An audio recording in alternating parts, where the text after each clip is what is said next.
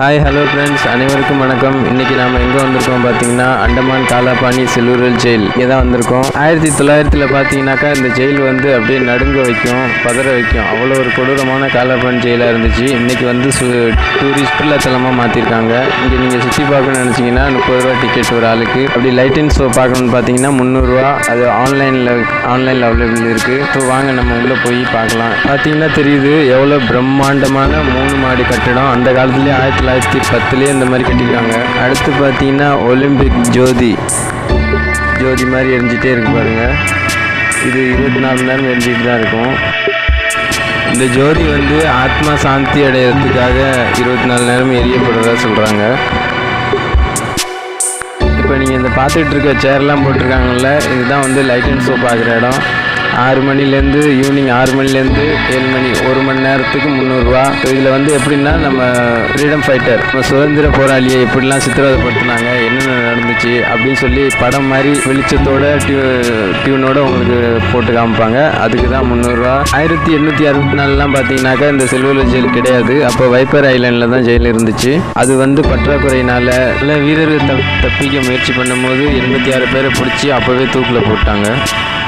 நீங்கள் பார்த்துக்கிட்டு இருக்க வந்து செல்லூரல் ஜெயிலுக்கு எதிர்த்தாப்பில் இருக்கிற ரோஸ் ஐலாண்ட். அங்கே தான் அவங்க வசந்த மாளிகையை வச்சுருந்தாங்க. அங்கே சொகுசு உல்லாச வாழ்க்கை வாழ்ந்துக்கிட்டு இந்த பக்கம் வந்து நம்ம சுதந்திர போராளியை வச்சு நரகத்தில் கூட இந்த மாதிரி தண்டனை கிடைக்குமா என்னன்னு தெரில. அதை விட பல மடங்கு தண்டனை கொடுத்தாங்க. அவங்க உல்லாச வாழ்க்கை வாழ்கிறதுக்கு இவங்களை வந்து இரையாக்கிட்டாங்க. கடுமையான உழைப்பு, கடுமையான சித்திரவதை, மன உளைச்சல், சரியான சாப்பாடு இல்லை, வெந்தும் வேகாத சாப்பாடு, கொசு கடி, பூச்சி போட்டு கடித்தாலும் எந்த மாதிரி ஒரு பாதுகாப்பும் கிடையாது. அந்த ஆங்கிலேயரோட நோக்கமே என்னன்னா அவங்கள வந்து எதுக்கக்கூடாது, எதுத்தா இந்த மாதிரி நரக வேதனை அனுபவிக்கணும், அதை உணர்த்துற விதமாக தான் இந்த மாதிரிலாம் தண்டனை கொடுத்துருந்துருக்காங்க.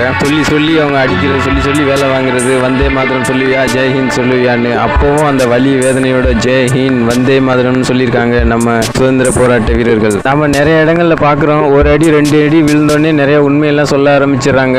அந்த அடிக்கிறவங்களுக்கு சாதகமாக பேசுகிறாங்க. ஆனால் இங்கே அப்படி இல்லைங்க. தான் உயிர் போகும்னு நினச்சி கூட கொஞ்சம் கூட பொருட்படுத்தாமல் வந்தே மாதரம் ஜெய்ஹிந்த், நம்ம நாட்டுக்காகவும் நாட்டு மக்களுக்காகவும் இவ்வளோ ஒரு தியாகம் செஞ்சு அவங்கள வந்து நம்ம வணங்கத்தக்க மனிதர்கள். அவங்களுக்காக நம்ம தலை வணங்கி ஆகணும். நம்ம பொதுவாக குடும்பத்தை விட்டு பிரிஞ்சு 1 நாள் 15 நாள் 1 மாதம் இப்படி வெளியூர் எங்கேயாவது வந்துட்டாக்கா நம்ம வந்து சொந்த பந்தம் ஞாபகம் நம்மளை வாட்டும். அதுவே நமக்கு ஒரு மன உளைச்சலை தரும். ஆனால் இங்கே வந்து அப்படி இல்லை. கடல் தாண்டின பயணம், எப்போ போவோம் என்னன்னு தெரியாது.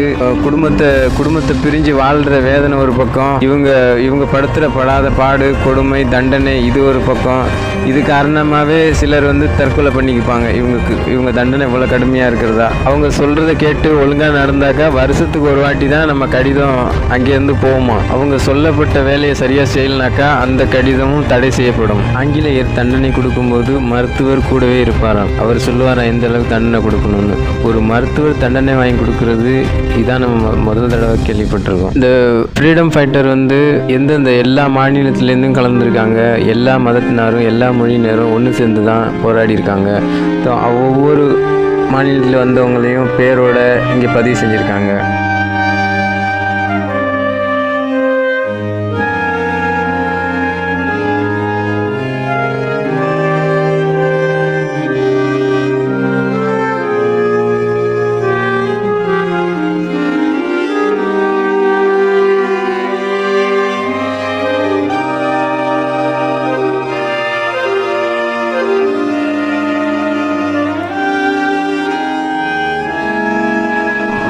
இப்போ 3வது மாடிக்கு மேலே பார்த்தீங்கன்னா வாட்ச் டவர் 7 ரீட்ஸ்.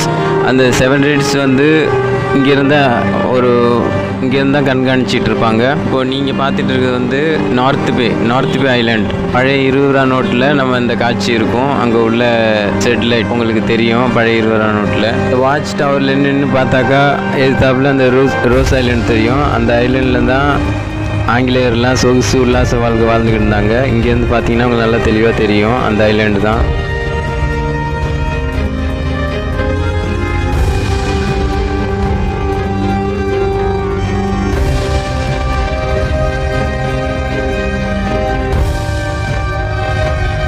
மேலே வாட்ச் டவரில் நின்று பார்த்தா இப்படி தான் 7 ரீட்ஸ் தெரியும்.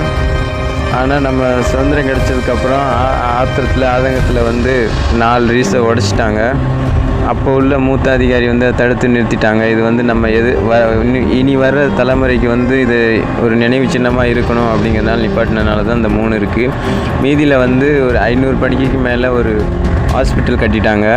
நார்த்து பே சைடு காட்டியிருந்தால அந்த பக்கம். இந்த ஜெயில் வந்து பார்த்திங்கன்னா வெளிநாட்டில் வெளி மாநிலம் இப்படி பல இடத்துலேருந்து வந்து தினைக்கும் ஆச்சரியமாகவும் வியப்படும் எல்லாம் பார்த்து வேதனைப்பட்டுட்டு போகிறாங்க. நிறைய பேர் ஃபோட்டோ எடுத்துகிட்டு வீடியோ எடுத்துகிட்டு ரொம்ப ஆச்சரியமாகவும் பார்த்துட்டு போகிறாங்க. இப்போ தான் நம்ம முக்கியமான இடத்த பார்க்க போகிறோம். மனசை தைரியமாக்கிக்கிங்க. கார்கானா ஆயில் மில் அப்படியே சுத்த இரும்பால் தயாரிக்கப்பட்டு மாடை வச்சு இழுக்க வேண்டியதை மனுஷனை வச்சு இழுத்துருக்காங்க அந்த காலத்தில்.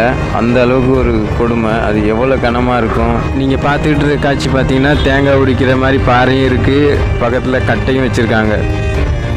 இங்கே தான் தேங்காய் உரிச்சிட்டு அதில் எண்ணெய் ஆடணும். அதை தோலை வந்து கட்டையில் அடித்து கயிறு திரிக்கணும். அதுதான் நம்ம பார்த்துட்ருக்கோம்.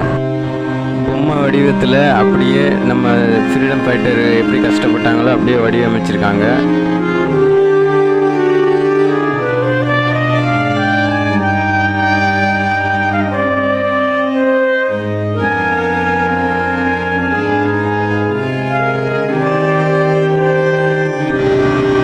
இந்த கம்பி மாதிரி கொடுத்துருக்காங்களே, இதில் தான் மாட்டி கயிறு இது சுத்த கயிறு திரிச்சிட்டே வரும்.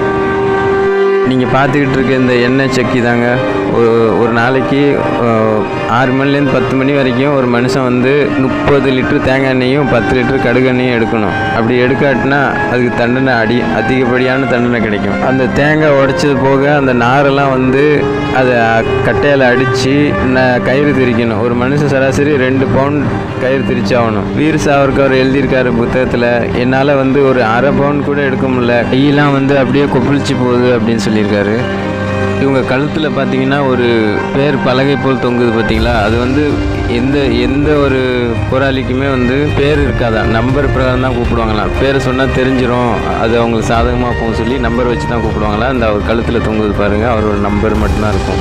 இப்போ நம்ம ஏற்கனவே சொன்னது போல் 30 லிட்டர் தேங்காய் எண்ணெயும் 10 லிட்டர் கடுகு எண்ணெயும் அந்த கயிறுலாம் திரிக்காட்டினா இங்கே தான் அந்த மாதிரி காலில் மாட்டி மேலே கையை கட்டிட்டு இந்த மாதிரி அடிப்பாங்க.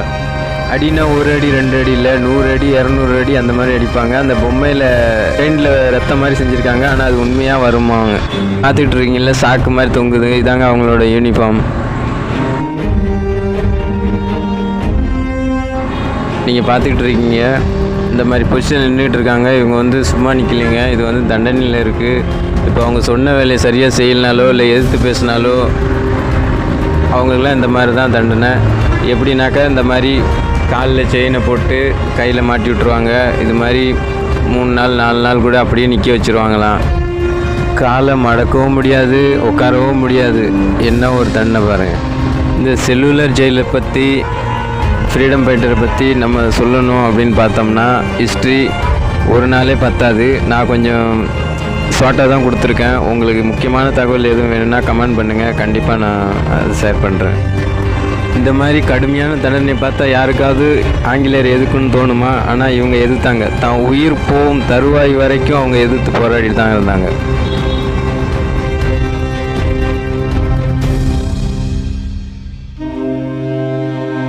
இப்போ நீங்கள் பார்க்குறதாங்க தூக்கு மேடை. இங்கே பார்த்தீங்கன்னா ஒரே சமயத்தில் 3 பேரை தூக்கு விடுவாங்க. அந்த கயிற்றுல பார்த்தீங்கன்னா ஒரு ரிங்கு மாதிரி தொங்குது. அது எதுக்கு தொங்க போட்டிருக்காங்கன்னா, அது சட்டுன்னு அந்த வேகத்தில் போய் அடித்து சீக்கிரம் உயிர் போகணும் அப்படின்னு சொல்லி. ஒரு லிவர் மாதிரி இருக்குது, அந்த லிவரை இழுத்தாங்கனாக்கா அப்படியே சக்குன்னு கீழே போய் தொங்கிடும். இந்த படிக்கட்டு வழியாக கீழே இறங்கி போய் தாங்க நம்ம கீழே பார்ப்போம். அங்கே தான் பிரேதம் தொங்குங்க. இந்த இடத்துல தான், இங்கே தான் மேலேருந்து தொங்கும்.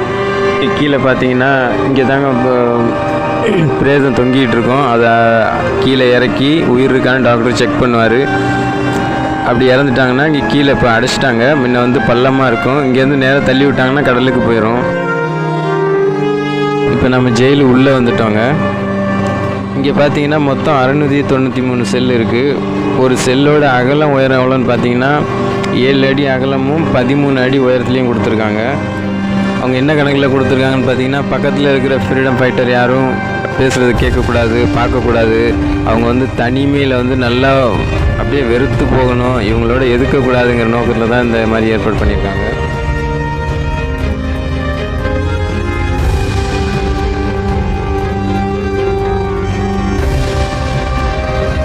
இந்த மேலே ஜன்னல் பாருங்கள், எட்டி பார்த்தாலும் தெரியாது, சத்தம் போட்டு கூப்பிட்டாலும் கேட்க முடியாது, அந்த மாதிரி தூரத்தில் கொடுத்துருக்காங்க. இது உள்ளே எப்படி இருக்கு பாருங்கள்.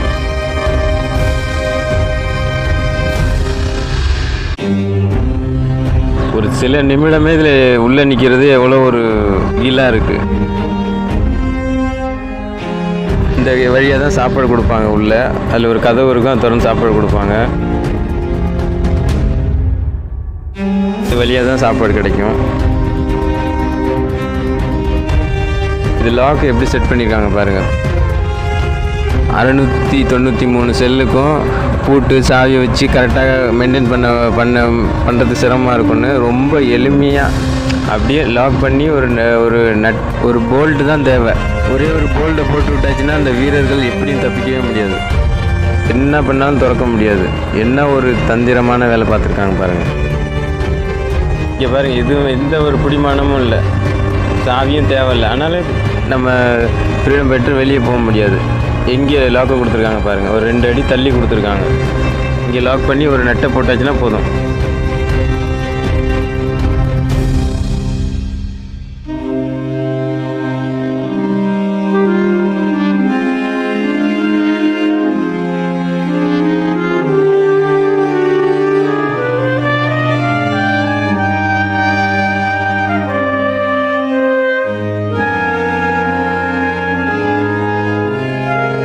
இவர் தாங்க சச்சிந்திரநாத் தானியல்.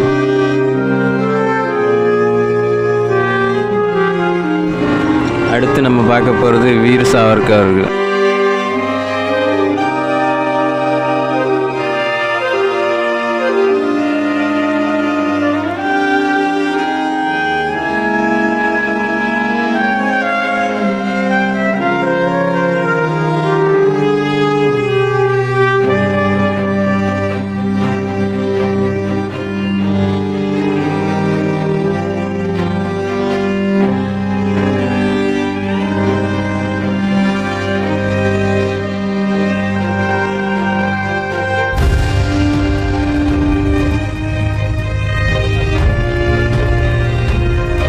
இவர் பேரை கேட்டால் ஆங்கிலேயரே அதிருவாங்க. அப்படி அந்த அளவுக்கு அதிர விட்டவர். இவர் பார்த்திங்கன்னா 1000க்கும் மேற்பட்ட கவிதை எழுதியிருக்காரு.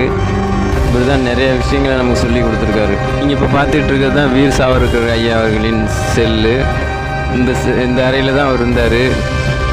நமது பாரத பிரதமர் நரேந்திர மோடி அவர்கள் இங்கு வந்து தான் தியானம் செய்தார்.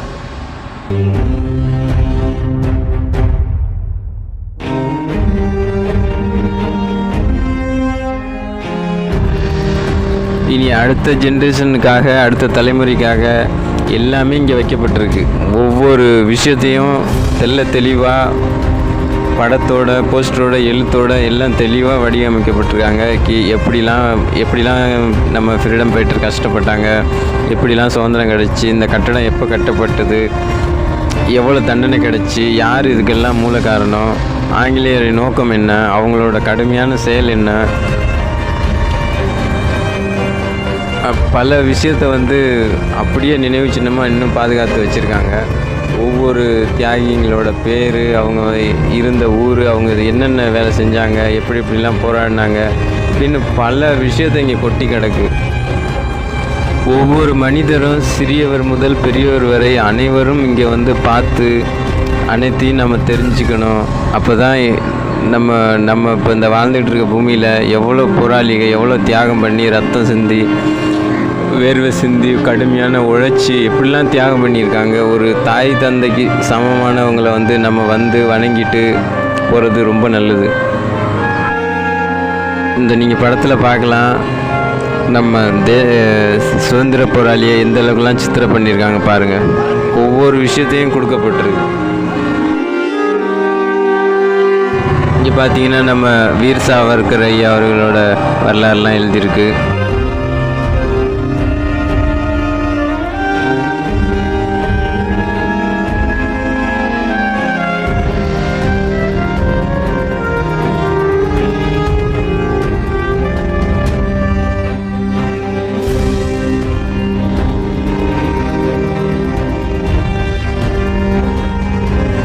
இப்போ நீங்கள் பார்த்துக்கிட்டு இருக்கிறது தான் செல்லுலர் ஜெயிலோட முழு வரைபடம். இப்படி தாங்க இருந்துச்சு ஆரம்பத்தில்.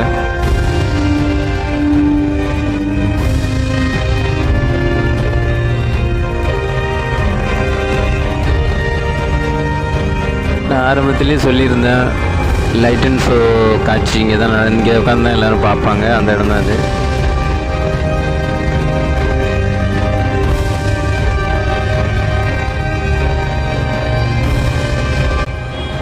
இந்த போராளிகள்கிட்ட வந்து பார்த்திங்கன்னா மத வேற்றுமைங்கிறதே கிடையாது.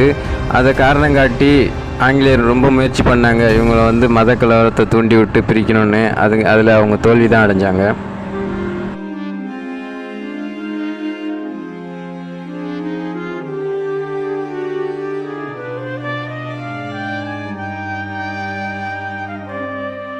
இப்போ நீங்கள் பார்த்தீங்கன்னா நம்ம தில்லியிலேருந்து மினிஸ்டருங்க, நம்ம பாரத பிரதமர், இவங்க இந்த மாதிரி பெரிய அதிகாரிகள்லாம் அங்கே வந்தாங்கன்னா முதல்ல செல்லுலர் ஜெயில் போயிட்டு அங்கே உள்ள நம்ம சுதந்திர போராளிகளுக்கு அஞ்சலி செலுத்திட்டு தான் அடுத்த வேலையை பார்ப்பாங்க. இப்போ நம்ம இந்த செல்லுலர் ஜெயிலுக்கு ஆப்போசிட்டில் பார்த்தீங்கன்னா வீர் சாவர்கர் பார்க் அது ஆப்போசிட்லேயே இருக்குது. அங்கே வந்து நம்ம இந்த கடுமையாக போராடி தியாகிகளோட சிலையை வச்சு பேரோடு அங்கே வச்சுருக்காங்க, வீர் சாவர்கர் ஐயா உட்பட.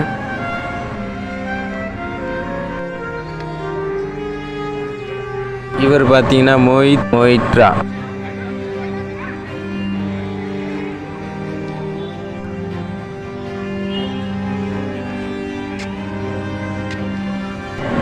மோகன் கிஷோர் நாம்தாஸ்.